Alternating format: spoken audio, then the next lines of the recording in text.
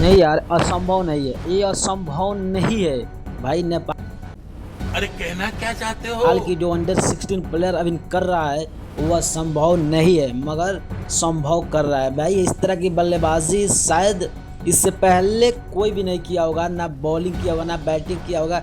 शायद ये 2025 अगर हम बात करें नेपाल अंडर 16 प्लेयर के लिए, अंडर 19 प्लेयर के लिए, तो भाई ये साल उसके लिए वरदान के रूप में है। अगर इसकी गारंटी मैं नहीं दे सकता। मैं कैसे बोला कि वरदान के रूप में भाई, किसी टीम को आप अगर एक मैच में किसी को 100 रन का नीचे ऑल आउट कर देते हो तो उसको कहा जाता है कि भाग्य ने साथ दिया। अगर दूसरा मैच में भी कर देते हो तो लोग कहते हैं कि चलो उसका गलती था, आउट हो गया। मगर जब बैक टू बैक तीसरा आप मैच में जब 50 रन का अंदर ऑल आउट करते हो, 100 रन का अंदर ऑल आउट करते हो, तो आप उसको क्या कह सकते हो? क्या भाग्य ने साथ दिया? क्या नसीब ने साथ दिया? कुछ भी नहीं कहोगे आप, एक ही बात कहोगे भाई, इसका मेहनत। आज वही मैं नहीं मानता।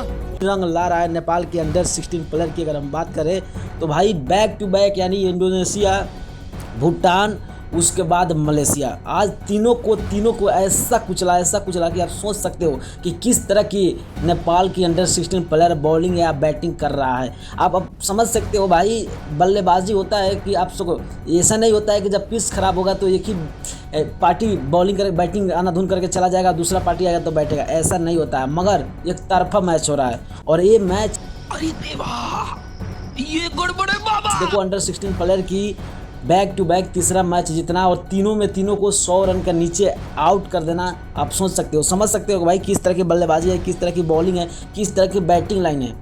आप सोच सकते हो कि भाई आज मलेशिया और नेपाल बीच एसीसी प्रीमियर लीग का क्वालिफाई सेमीफाइनल मैच था। उस मैच में नेपाल ने इतना आसानी से हराया कि उतना, अगर आपको मैं बोलूँ तो कोई भी काम आसानी से नहीं हो सकता है जितना आसानी से आज नेपाल ने हराया। यानी कि 43 अरे बाप रे, ये तो धोती खोल रहा है। ओवर में सिर्फ 90 रन ही बना पाया मलेशिया, और उस लक्ष्य को पूरा करने उतरी नेपाल की अंडर 16 प्लेयर महज एक विकेट गंवाकर 11.3 बॉल में मैच को आसानी से जीत लेता है। तो इसीलिए मैं बोला कि ये संभव नहीं है, उसको असंभव को संभव करने वाला ये नेपाल के अंडर 16 प्लेयर है। और लग रहा है आने वाला दिन में ये लोग जल्द से जल्द सीनियर प्लेयर में जा सकते हैं। तो आप लोग क्या सोचते हैं नेपाल के खिलाड़ी के बारे में, अंडर 16 के बारे में, अंडर 19 के बारे में? अपना राय जरूर कमेंट में कमेंट कीजिएगा। अगर नए हो तो चैनल को सब्सक्राइब करके वीडियो जरूर शेयर कीजिएगा, फेस को फॉलो करके जाना है।